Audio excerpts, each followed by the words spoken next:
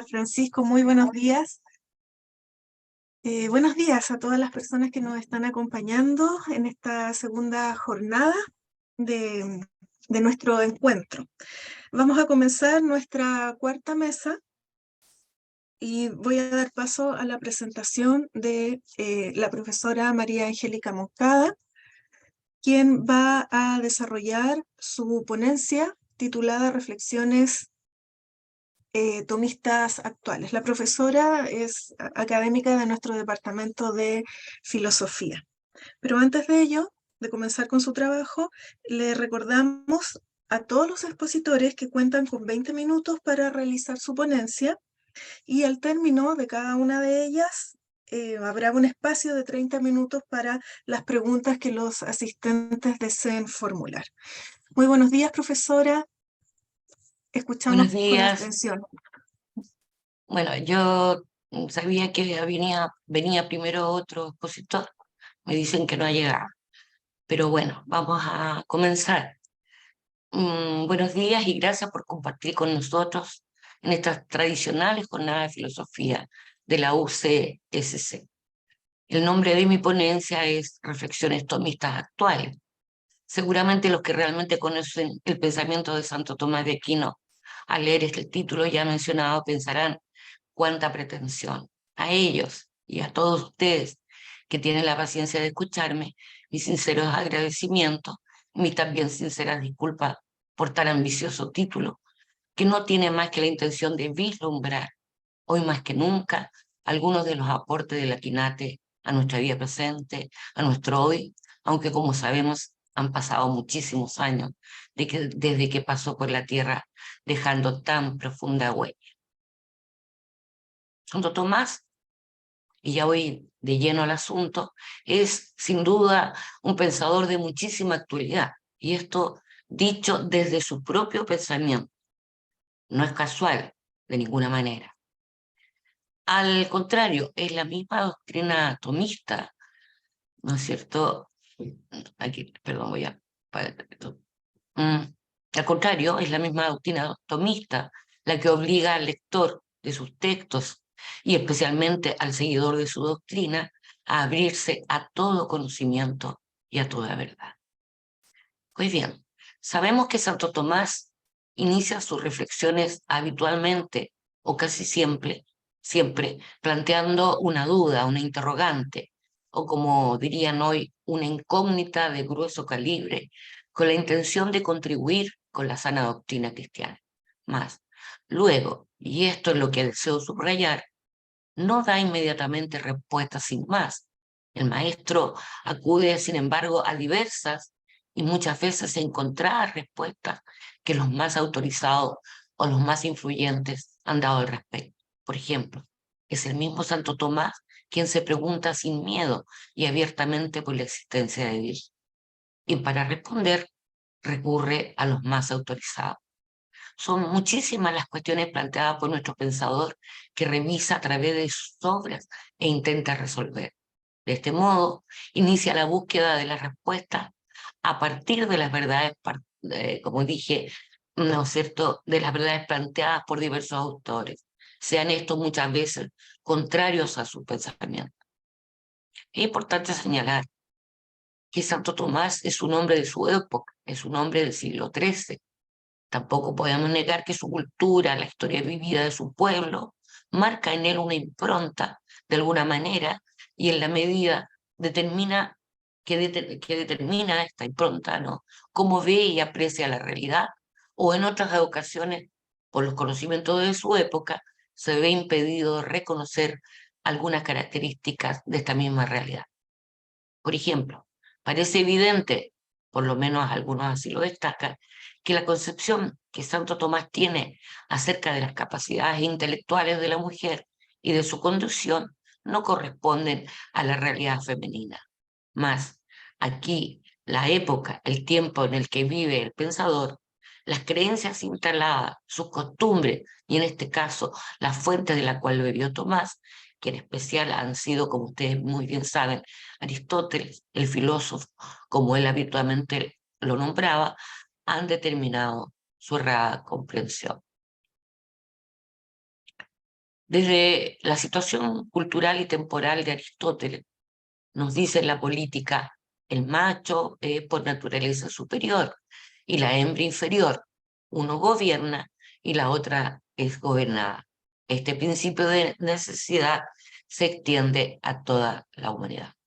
Las palabras de Aristóteles respecto de la situación de superioridad del varón sobre la mujer parecen describir un hecho sociohistórico, una situación que se repite en la sociedad antigua. Aristóteles describe la forma específica de la sociedad en que vivió, otorgándole validez universal. Considera el momento sociohistórico que vivió válido universalmente, debido en gran medida, quizá, al fijismo que caracteriza en general su sistema. Por tal motivo, instituyó la estructura jerárquica de de su sociedad como válido por naturaleza para todo tiempo y lugar. La mujer, desde esta perspectiva, es un hombre incompleto. La mujer no es capaz de pensar recta y ordenadamente. Ahora bien, como los que gobiernan deben ser los mejores, las mujeres, al estar privadas de una inteligencia robusta y ordenada, ellas deben ser gobernadas y quienes deben ordenar políticamente la ciudad son los varones. Cuando leemos las expresiones que tiene Santo Tomás para explicar la condición de la mujer, podemos sin problema explicarlas a partir de los conocimientos que en esos momentos se tenían. Y podemos a su vez destacar que en respuesta a esta consideración fundada en el pensamiento de Aristóteles, Santo Tomás nos dice, considerada en relación con la naturaleza particular, la mujer es algo imperfecto y ocasional, claro, porque la potencia activa que reside en el semen del varón tiende a producir algo semejante a sí mismo en el género masculino. Que nazca mujer se debe a la debilidad de la potencia activa o bien a la mala disposición de la materia, o también a algún cambio producido algún agente extrínseco, por ejemplo, los vientos australes, que son húmedos, se dice, como se dice en el libro de Genera Animal. La clave para entender este párrafo se encuentra en reconocer que al escribir esto Santo Tomás no está expresando un juicio religioso o de valor acerca de la mujer, sino solamente constatando un hecho científico, o al menos lo que pasaba por hechos científicos en su época. Esto se confirma con la frase con que concluye esta explicación, como se dice en el libro del género animal.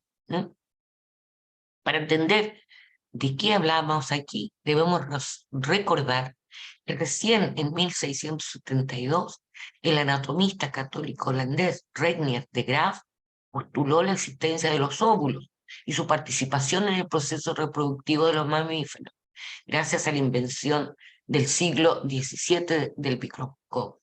Hasta esa época, 400 años después que vivió Santo Tomás, los únicos hechos claros acerca de la reproducción humana eran la necesidad del acto sexual, el aporte masculino y la interrupción de los ciclos menstruales cuando se producía un embarazo. Y en cambio, el proceso generativo de las plantas era ampliamente conocido.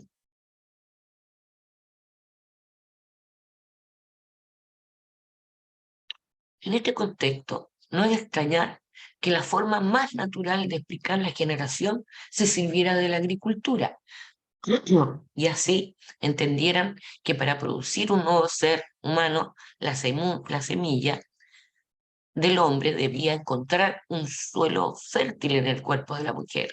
Esta especulación seguramente se veía confirmada porque algunos flujos menstruales presentaban color similar a ciertos limos que a su vez resultan muy fértiles para las plantas.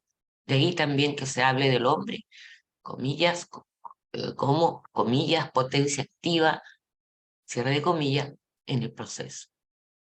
Santo Tomás dice en contra de esos argumentos, ¿no? Dos puntos. Pero si consideramos a la mujer en relación con toda la naturaleza, no es algo ocasional, sino algo establecido por la naturaleza para la generación. La intención de toda la naturaleza depende de Dios, autor de la misma, quien al producirla no solo produjo al hombre, sino también a la mujer. Aunque Tomás se limita a sistematizar lo que fue la opinión general de su tiempo, vuelve a poner a hombre y mujer en pie de igualdad, a pesar de la opinión de los científicos de su época. Esto no podemos negar que se actualice. Un aspecto fundamental del pensamiento de Santo Tomás de Aquino, que es pertinente a las preocupaciones del hombre de hoy y que actualiza las reflexiones de Aquinate, es la real relación entre fe y razón que sustenta. En su doctrina, claramente no hay ruptura entre fe y razón, sino que ambas son vías que el hombre puede recorrer para conocer la verdad de la realidad. Una vía, la fe, nos revela la verdad, pues por nuestros solos medios no la podríamos alcanzar o porque solo algunos privilegiados la encontrarían. La otra vía, la vía de la razón, nos permite alcanzar por nosotros mismos conocimientos acerca de la realidad, con todo lo de humano y precario que esta facultad, la inteligencia, ¿no?, que es la que conoce, puede tener. Somos creados libres y con una natural ansia de verdad y de amor al saber y al conocer.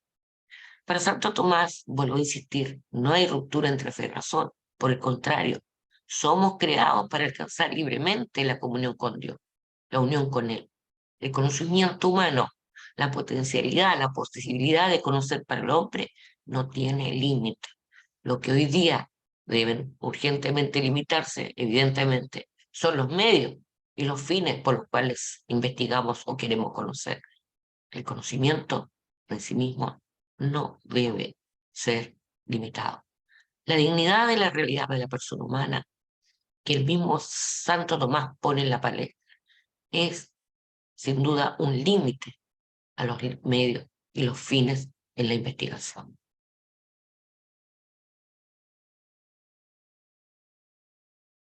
La actualidad del pensamiento de Tomás le viene dada por esa tremenda apertura a la verdad, vuelvo a decir, verdad que cualquier hombre puede alcanzar, tanto creyente como ateo, tanto moro como cristiano, agnóstico, gnóstico, místico, como un ciudadano común.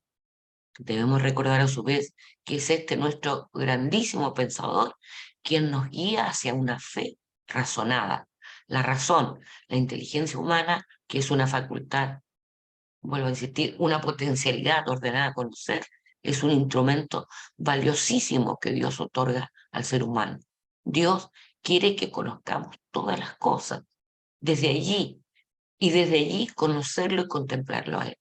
El uso de la inteligencia para conocer y esta búsqueda incesante de la verdad es lo que actualiza, sin duda, la doctrina de Tomás de Aquino.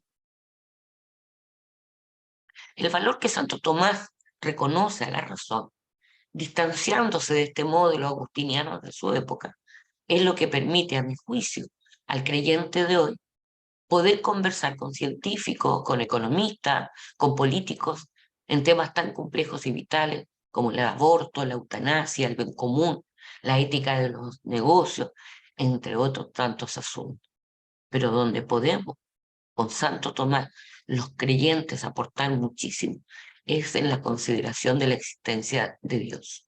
Hoy, más que nunca, se rechaza cualquier opinión dada desde la fe, arguyendo que las propuestas de la fe no tienen un fundamento racional. En cambio, si nos remitimos a las pruebas de la existencia de Dios que Tomás nos ha entregado, la situación cambia radicalmente. Claro, estoy cierta que no hay más ciego que el que no quiere ver. En Santo Tomás no hay ruptura, os vuelvo a decir, entre razón y fe. Y debo decir que esto es lo actualísimo que podemos pensar. Podemos decir entonces que cuando planteamientos fundados en la fe y planteamientos fundados en la razón se contraponen, es que alguno de los dos está mal concebido, ya sea porque las reflexiones racionales no son realizadas como deben realizarse, o porque aquello que creemos por fe no está correctamente interpretado. Un ejemplo que ilumina en este sentido es la permanente y constante revisión que la Iglesia hace de sus interpretaciones por parte de los teólogos o de los que tienen la responsabilidad de hacerlo. La razón nos ayuda, evidentemente, a entender mejor lo que creemos.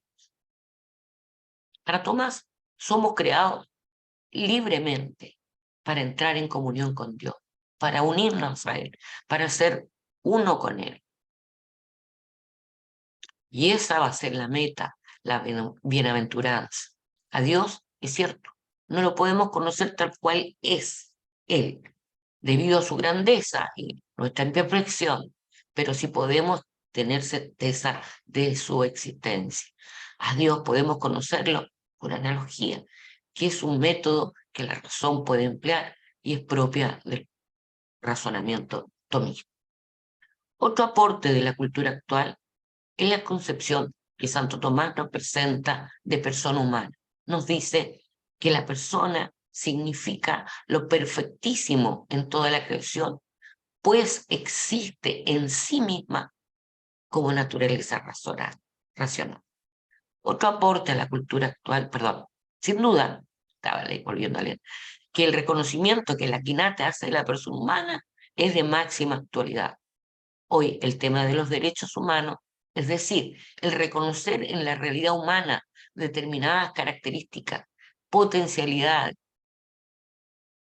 que le otorga una situación especialísima respecto de toda la realidad, es sin duda un logro que la humanidad ha alcanzado. Creo que la comprensión de cualquier realidad de manera cierta y verdadera permite una relación en justicia con ella. La justicia, entendida como dar a cada cual lo que corresponde y con caridad, representa el respeto, la respuesta adecuada para su trato y consideración. La historia de la humanidad nos enseña de manera clara y contundente los tremendos y nefastos efectos de concebir a la persona humana de manera diferente a lo que ella es, diferente a su real constitución. Pongo, por ejemplo, la concepción que en Grecia se tenía de la persona humana. ¿Se nacía naturalmente libre o se nacía naturalmente esclavo?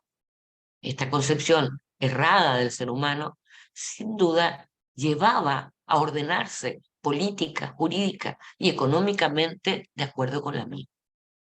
Otro ejemplo de concepción errada del ser humano, que es bastante reciente en la historia, ha sido sin duda la concepción que los nazis han sustentado acerca de quién era persona humana. Millones de judíos muertos, encarcelados por no coincidir con esa figura aria que sustentaba el Partido Nacional Socialista Obrero Alemán. Y por último, y para no alargarme con innumerables casos que la historia nos presenta, está la concepción que solo hasta 2 días atrás de la historia se ha tenido acerca de las capacidades de la mujer. Recuerdo que mi madre debía ser autorizada por mi padre, incluso para trabajar en dependencia del Estado. Las mujeres hasta muy poco ni siquiera tenían derecho a voto. La idea de mujer que aquí se sustenta es un ser humano que no posee las facultades que le permiten ser libre. Se sostiene que la mujer es sentimiento, pasiones y emociones, y el hombre puede con su intelecto comprender la realidad y ser responsable de sus actos. Menos mal, podemos decir que todo esto ha cambiado. Ya no hay esclavos. Todos los hombres son reconocidos como iguales en dignidad y los derechos humanos son para todos. La mujer hoy es más libre que nunca y su voz y su voto está reconocido en buena parte del mundo. Sin embargo, quisiera insistir que la búsqueda de lo que es la persona humana debe ser mirando esta realidad con los ojos de la inteligencia, mirar la realidad insistentemente, ¿no? Para descubrir entre sus múltiples y misteriosos aspectos aquellos que los son propios. Digo esto por la amenaza que representan las ideologías. Debo decir que las ideologías acerca de la realidad no son lo mismo que las ideas acerca de la misma. La ideología no mira la realidad que desea conocer, normalmente porque supone fehacientemente, ¿no?, que la verdad no existe, o porque piensa que aunque hay algo así como la realidad, el hombre no tiene las facultades para hacerse de ella, ¿no? La ideología comienza dando la espalda a la realidad y en la mente de ese ideólogo se construye una concepción acerca de la realidad fundada en lo que el mismo ideólogo determina. Y luego, con esa concepción construida a partir de sus sentimientos, pasiones, emociones, deseos, intenta imponerla para ordenar políticamente una sociedad.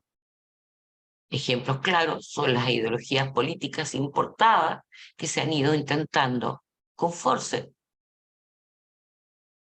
imponer en distintos países del mundo. Las ideas acerca de la realidad, no en el sentido platónico, por supuesto, en cambio, miran con los sentidos, con los sentimientos, las pasiones, las emociones, pero por sobre todo con la luz de la inteligencia, que es, como ya he dicho, esta facultad ordenada a conocer todo lo que hay, que es una tarea ardua y que siempre pide ahondar más, es cierto.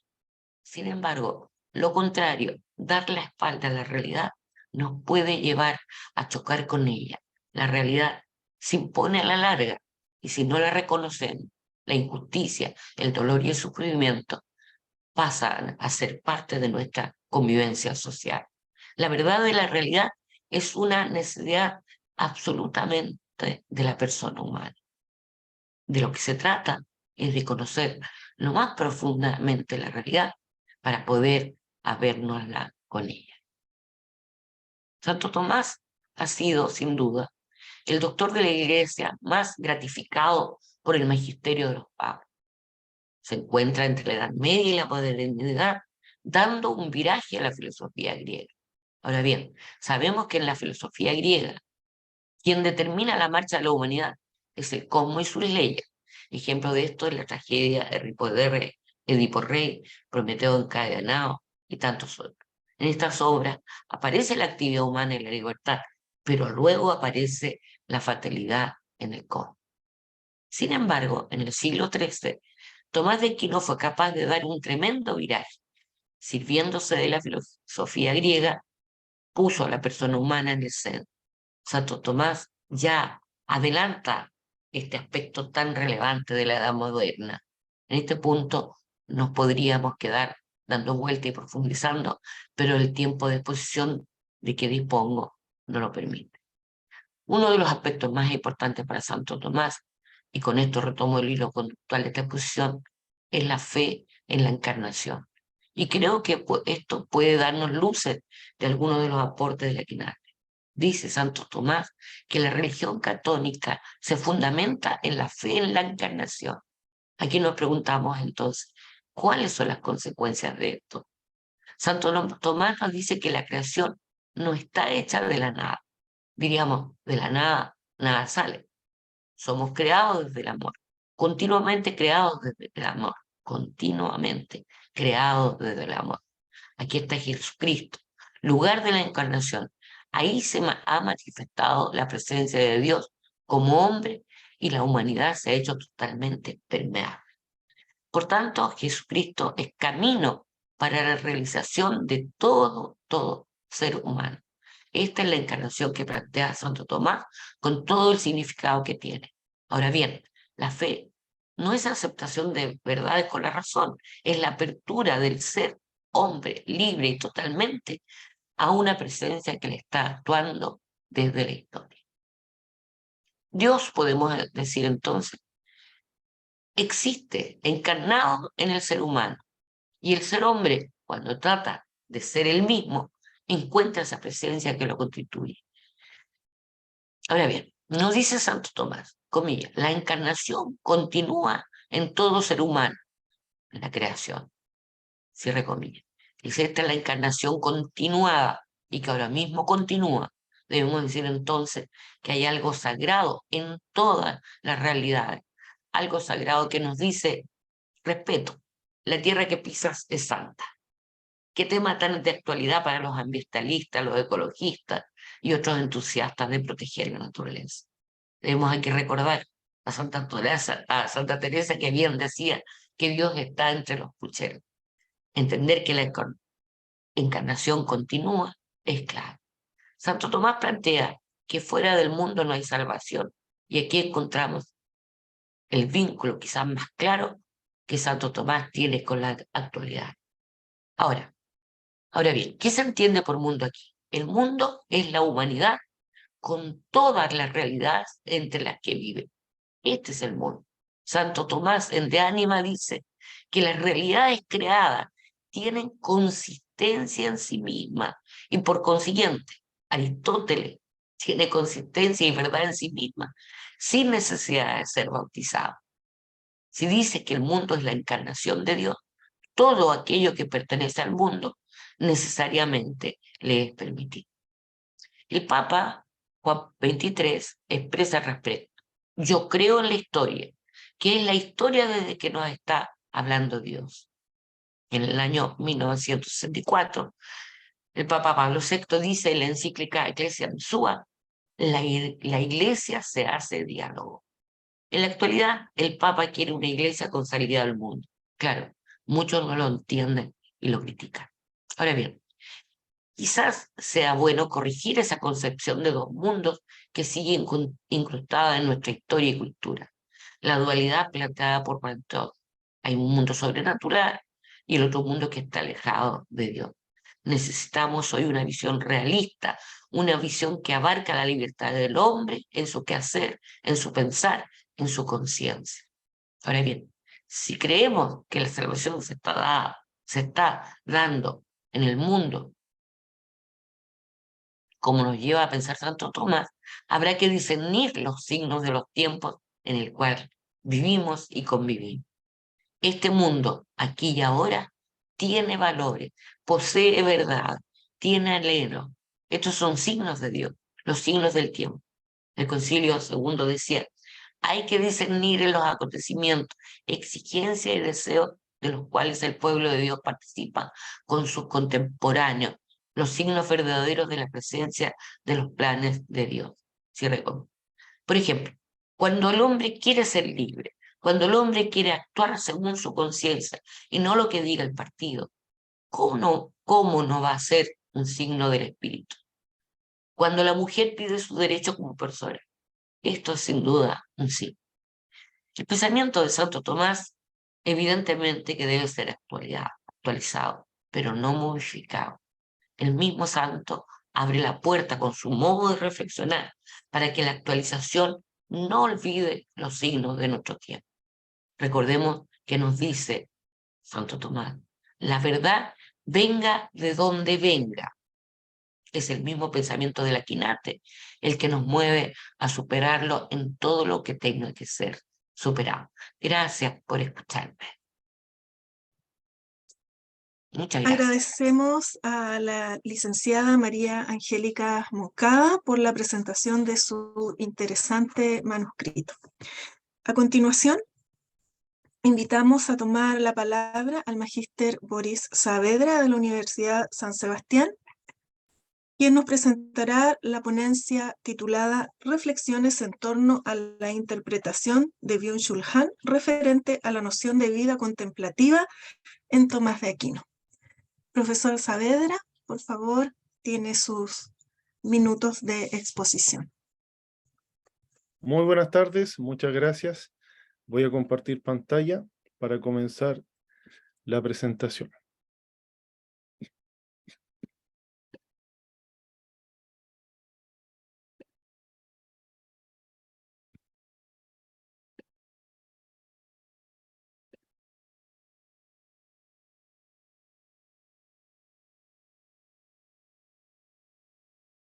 Muy bien. Como se ha mencionado, mi ponencia lleva por título Reflexiones en torno a la interpretación de Byung-Chul Han referente a la noción de vida contemplativa en Tomás de Aquino. A modo de introducción, la presente ponencia pretende describir algunas reflexiones en torno a la noción de vida contemplativa de Tomás de Aquino, considerando la interpretación del filósofo surcoreano Byung-Chul Han, quien en su ensayo Vida contemplativa, elogio de la inactividad, propone, como suele hacerlo, una mordaz crítica al modo de vida del ser humano en la actualidad, puesto que el sujeto, al encontrarse sumido por el capitalismo, decide voluntariamente explotarse a sí mismo para producir y cumplir con las exigencias autoimpuestas por la sociedad neoliberal. Esto degrada, evidentemente, al ser humano, a mero animal laborans, porque renuncia al ser para reemplazarlo por el hacer, un hacer continuo, priorizando la producción y la optimización, ideales autoimpuestos de una manera acérrima por la actual sociedad neoliberal. Además, generalmente esto denosta una vida consumista que suele diseminarse donde se busca satisfacer cualquier deseo, congraciando de esta manera la idea de éxito que se suele poseer. Así, el ser humano rehuye del tedio, pues no lo soporta. El tiempo libre, entre comillas, como suele llamarse, no implica un descanso, sino un entretenerse que priva del ocio. De ahí que al hablar de un hacer nada o un demorarse, se asocie a improductividad. Incluso es ofensivo, ya que el sujeto ideal es el que hace o produce, siendo distinguido como útil. Por ello, el inútil es inservible para la cosmovisión capitalista, porque es ineficaz, improductivo, infructuoso. Sin embargo, lejos de la lógica mercantil, existen actividades inútiles en cierto sentido, pero que son provechosas para el espíritu, tales como la filosofía, que surge del ocio y la contemplación. De acuerdo con esto, Hahn desea rescatar las nociones de ocio y contemplación en un sentido clásico para proponer una filosofía de la inactividad, que se alza como respuesta frente a la hiperactividad que exige y atiborra la vida del ser humano. Por lo tanto, dentro de su exposición se apoya en distintos autores para fundamentar su tesis, tales como Debord, Adorno, Heidegger, Platón, Aristóteles y por supuesto Tomás de Aquino, entre otros. No obstante, interesa esta exposición centrarse en la figura del doctor Angélico, que si bien no es mencionado extensamente a lo largo de la obra de Hahn, no por eso se le resta importancia, más aún considerando que el filósofo surcoreano se vale de algunas precisiones formuladas por el Aquinate para acentuar la importancia de la vida contemplativa como modo de inactividad. Esto implica, por un lado, destacar la vigencia del pensamiento tomista y, por otro lado, valorar su innegable influencia en la historia de la filosofía. Por lo que compete principalmente a esta ponencia mostrar cómo Byung-Chul Han recurre a Tomás de Aquino para establecer cómo la vida contemplativa es el fin de la vida humana, además de integrar un nexo con la alabanza y la fiesta como evidencias de la inactividad. Por lo tanto, la exposición se divide en dos apartados: una consideración general acerca de la noción de vida contemplativa en Tomás de Aquino, y luego la interpretación que realiza Byung-Chul Han de la noción de vida contemplativa en Tomás de Aquino para fundamentar su filosofía de la inactividad. Pues bien, consideremos el primer apartado. Consideraciones generales acerca de la noción de vida contemplativa en Tomás de Aquino.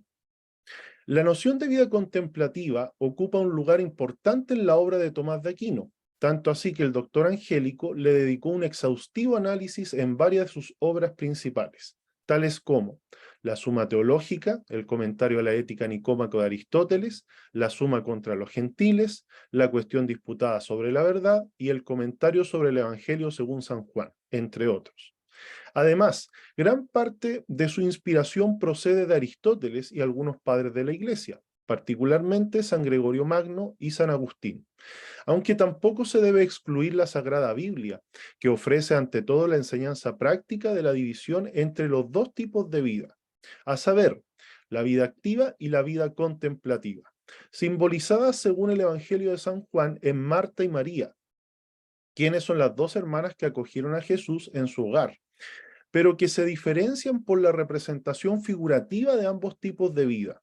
Así Marta, ofreciendo su servicio, ejemplifica la vida activa, mientras que María, entregada a una quietud amorosa, es símbolo de la vida contemplativa. Con esto se deduce una evidente y fundamental división entre la vida activa y la vida contemplativa, tal como lo menciona el doctor Común. Cito: y puesto que algunos hombres se dedican sobre todo a la contemplación de la verdad y otros a la acción externa, síguese que es adecuada la división de la vida en activa y contemplativa. Fin de la cita. Lo que no implica necesariamente su mutua exclusión, ya que ambas pueden coexistir en una persona. Sin embargo, la vida contemplativa es mejor que la vida activa, tal como el Aquinate afirma.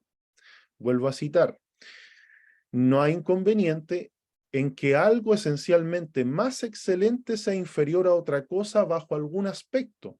Hay que decir, por consiguiente, que la vida contemplativa es en sí misma mejor que la activa. Fin de la cita.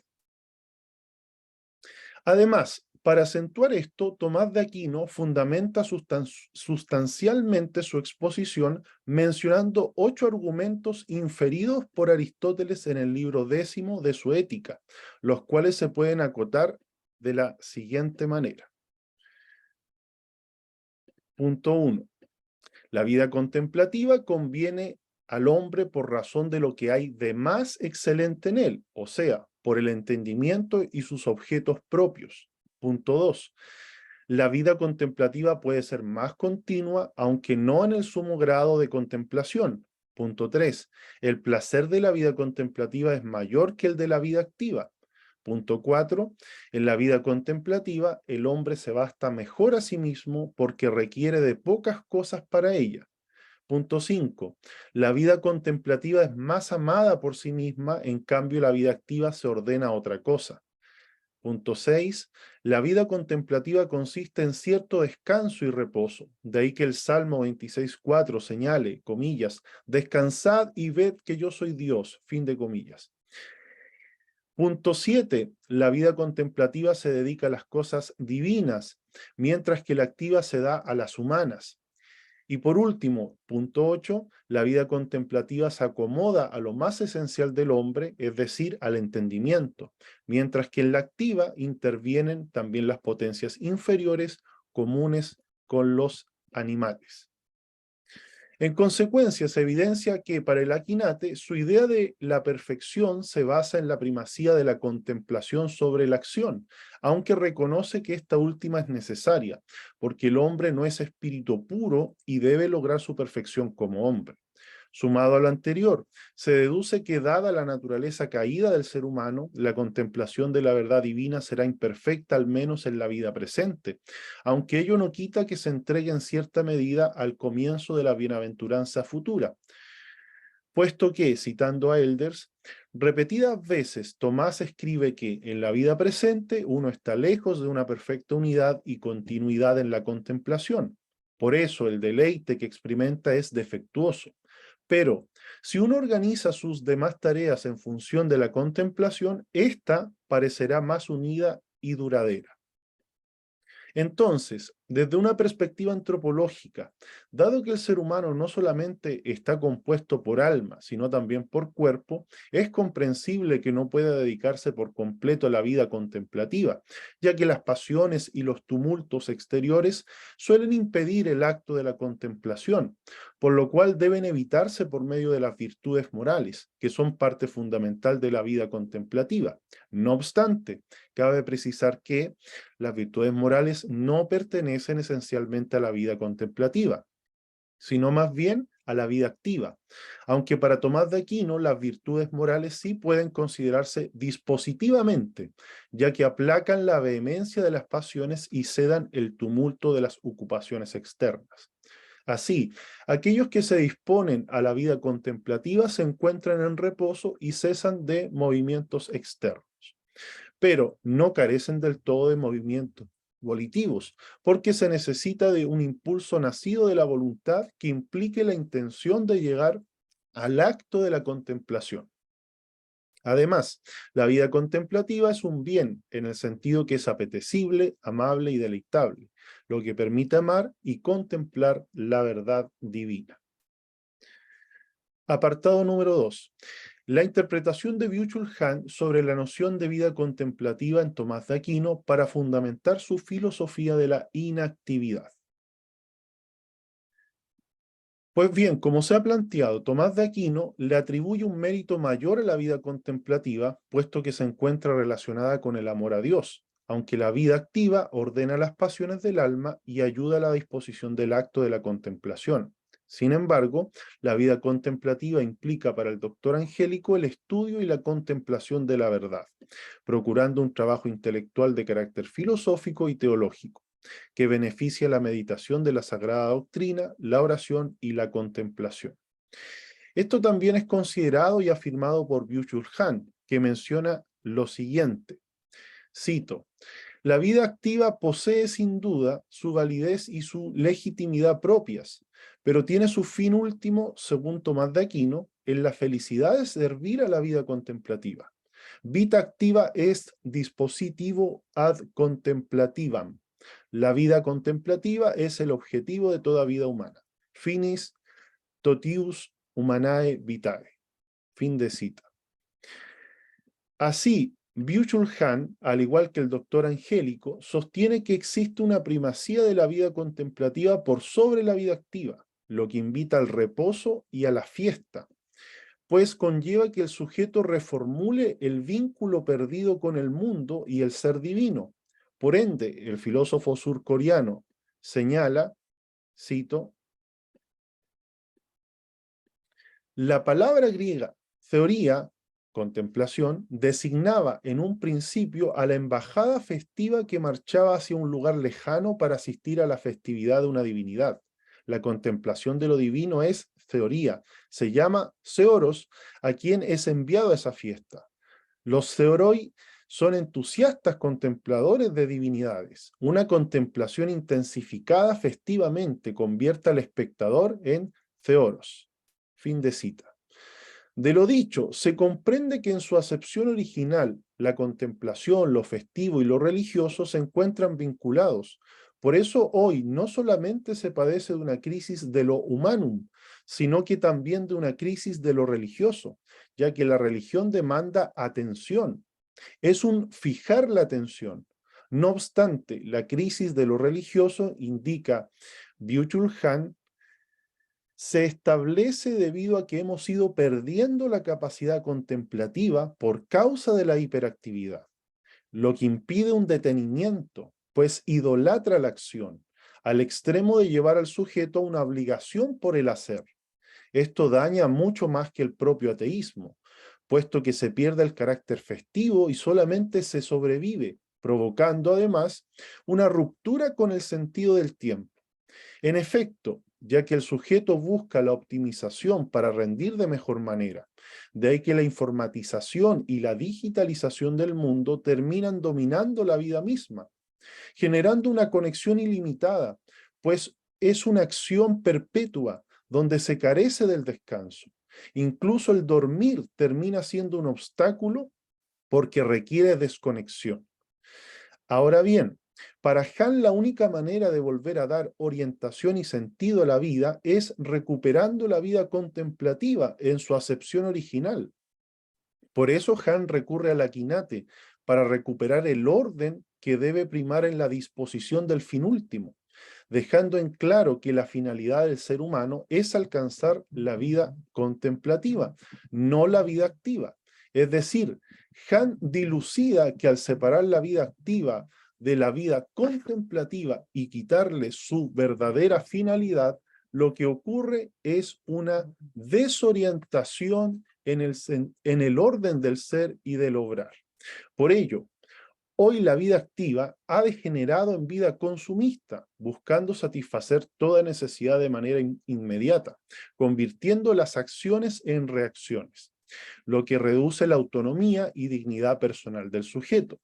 Además, es interesante advertir que Han aboga por volver a establecer una integración y orden adecuados de la vida activa y contemplativa, ya que precisa de la siguiente manera, cito: la vida contemplativa sin acción está ciega, la vida activa sin contemplación está vacía. Fin de cita. Con esto, propone que la existencia humana solamente alcanza su realización adecuada en una vida composita, donde se encuentren colaborando la vida activa y la vida contemplativa. Además, esto permite reafirmar lo que ya había sido clarificado por Tomás de Aquino y la concepción clásica de que, tanto en la antigüedad como en la Edad Media, la felicidad se buscaba en la observación contemplativa, lo que permite proponer una cierta filosofía de la inactividad, lo que logre volver a humanizar a las personas para volver a tener acceso a la realidad, que se encuentra fuera del orden de lo digital. Por ello, cito: la actividad contemplativa es una inactividad, un reposo contemplativo, un ocio, echole, en la medida en que, al contrario que la vida activa, bios políticos, no actúa, es decir, en la medida en que no tiene su meta fuera de sí misma. En la inactividad, en cuanto ocio, la vida se vincula consigo misma, ya no se distancia de sí misma. Fin de cita. En otras palabras, es un retorno a sí mismo, no un mero ensimismamiento reflexivo, sino más bien un regreso de la acción a la contemplación, puesto que la inactividad no tiene que ser considerada contraria a la actividad, ya que ambas se nutren. Por último, también es interesante advertir que Hahn se vale de Tomás de Aquino para proponer una política de la inactividad, con la finalidad de recuperar el sentido de lo político y lo comunitario que se encuentra alterado por causa de la psicopolítica y su incidencia en la sociedad. Dicha política de la inactividad corresponde al fin último que se encuentra en la felicidad de la contemplación. Además, Byung-Chul Han contrapone a la hiperactividad el sábado como un día especial de reposo después del acto de la creación, que implica una consagración divina, donde Dios, luego de crear, contempla y se deleita en lo creado. Para redimir el tiempo y también para poner fin a esta ponencia, voy a enunciar solamente algunas apreciaciones de la conclusión. Entonces, si bien la noción de vida contemplativa ya había sido tratada y practicada antes de Tomás de Aquino, es interesante destacar cómo el Aquinate le otorga una perfección en sentido teológico a la concepción que se tenía particularmente en la noción aristotélica.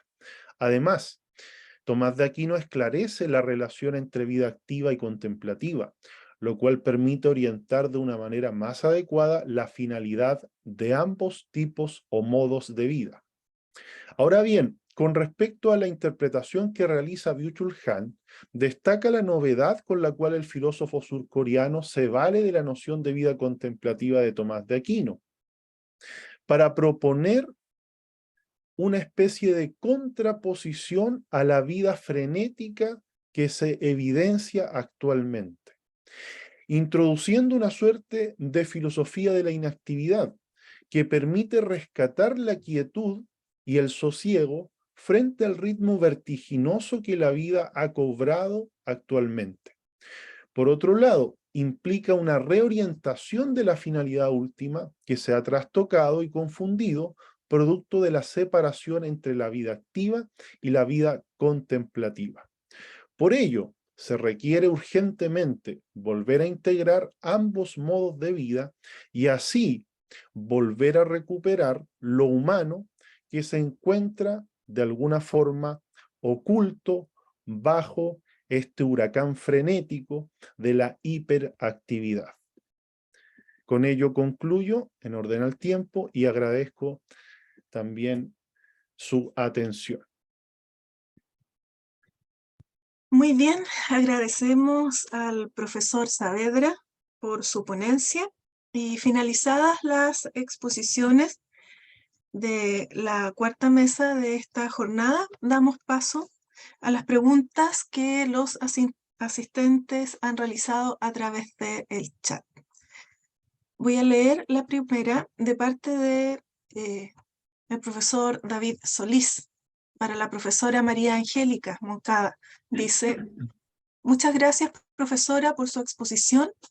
¿Se podría afirmar que siempre la definición debe estar alimentada por el juicio, paréntesis, el intelecto que compone y divide, cierre paréntesis, y más cercana al acto de ser? Muchas gracias.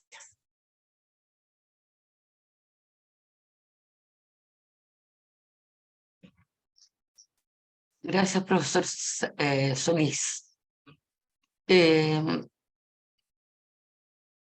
Primero quisiera hablar del concepto de definición.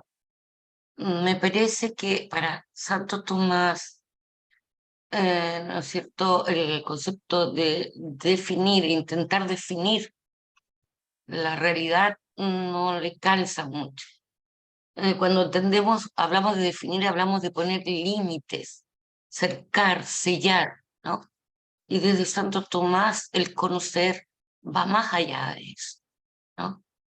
El concepto de intelecto o de inteligencia en Santo Tomás, a mi juicio, tiene más que ver con, por supuesto, está ordenado conocer, pero conocer con la razón, pero no solo con la razón. Creo que la concepción de conocimiento de Santo Tomás permite entender el conocer de diversos modos, por ejemplo, a través del amor.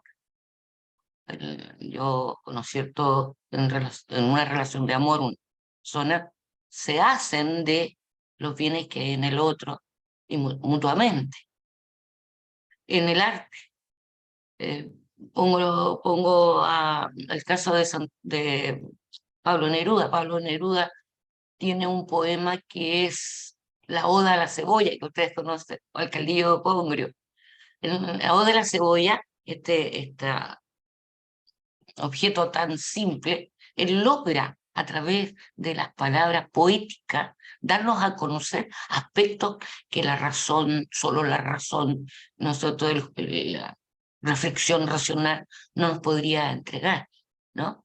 El concepto de intelecto me da la impresión, espero que si hay alguien que sepa me lo diga, ¿no?, abarca mucho más, va más allá que solo una razón lógica, sino que ¿no?, es intentar conocer del modo que sea, que el hombre vaya descubriendo a través del arte, a través del amor, a través de los viajes, ¿no?, qué es la realidad, ¿no? Perdón, aquí había algo más, ¿no es cierto? Y efectivamente es esa búsqueda, ¿no es cierto?, a esto tan importante que es el acto de ser en Santo Tomás. No sé si me gustaría también, antes del profesor David, hay un comentario muy interesante del profesor Carlos Casanova, que yo conozco hace muchos años, ¿no?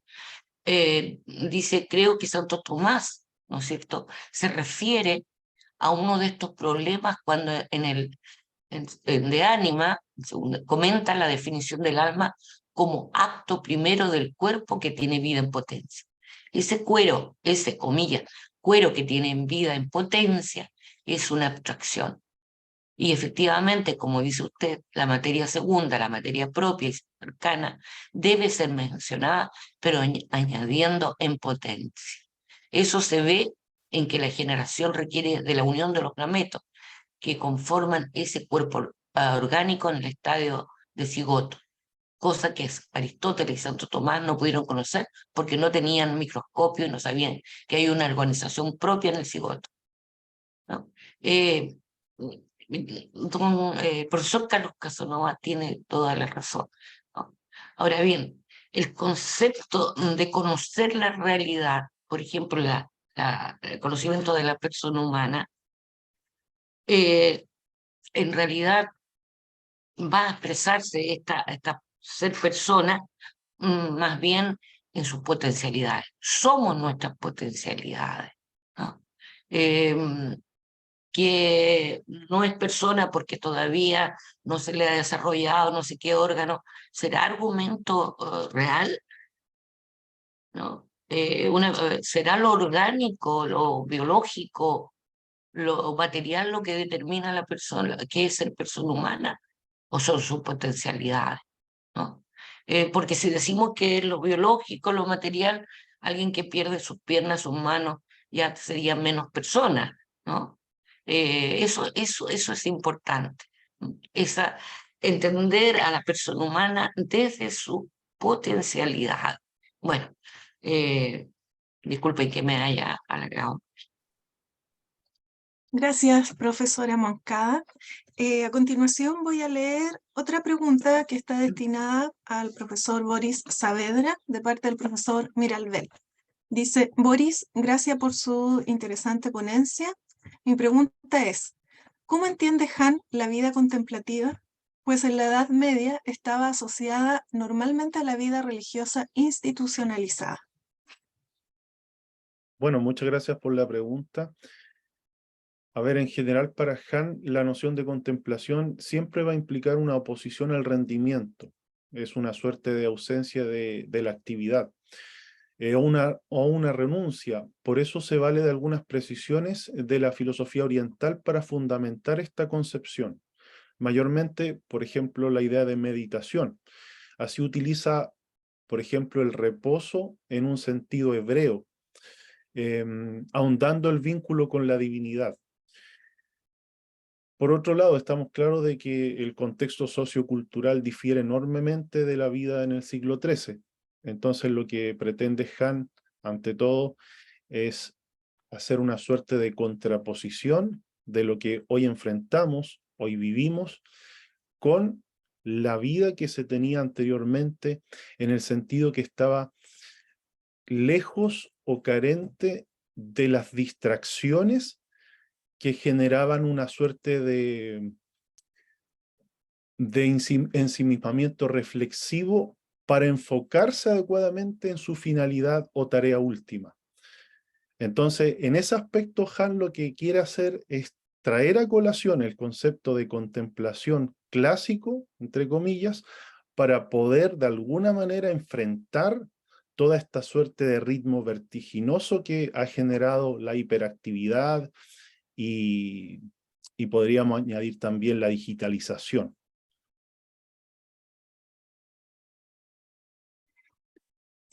Bien. Otra pregunta para el profesor Saavedra. La escribe la profesora Leila Pérez. Dice, muchas gracias por sus presentaciones. Mi pregunta va dirigida al profesor Boris Saavedra. ¿Crees que la carencia de vida contemplativa puede incluso a través de la hiperactividad y la sociedad del rendimiento afectar la salud psíquica de las personas? Pues como lo desarrolla Han en la expulsión de lo distinto, comillas, el sujeto como que va viéndose forzado a aportar rendimientos, se vuelve depresivo, cierre comillas. También agradezco la pregunta y en realidad es como una suerte de afirmación la que voy a evocar, porque efectivamente lo que Han menciona es que, por ejemplo, cuando ya la vida activa degenera en hiperactividad, entonces termina, por ejemplo, trayendo enfermedades muy severas como el burnout a la psique. Entonces eso también provoca que generalmente las personas padezcan crisis nerviosas, incluso crisis de identidad, existenciales y así sucesivamente. Entonces, creo que vengo a afirmar aquello, exactamente. De hecho, Han también propone, tanto en la agonía del Eros, como también en la expulsión de lo distinto y así otras obras, que la vida actualmente se caracteriza específicamente por un sinnúmero de enfermedades que lamentablemente aquejan al ser humano. Entonces, sí, lo afirmo. Muy bien, muchas gracias a todos los ponentes y asistentes que nos han acompañado en esta mesa. Y los dejamos cordialmente invitados a la conferencia de esta tarde, titulada El intelecto, potencia del alma, pero separado de la materia, que estará a cargo del doctor Carlos Casanova. Esta conferencia comenzará a las 15 horas, por lo tanto les esperamos más tarde a través del mismo link con el cual nos hemos conectado durante las jornadas. Que tengan un agradable momento de descanso y nos vemos en la tarde.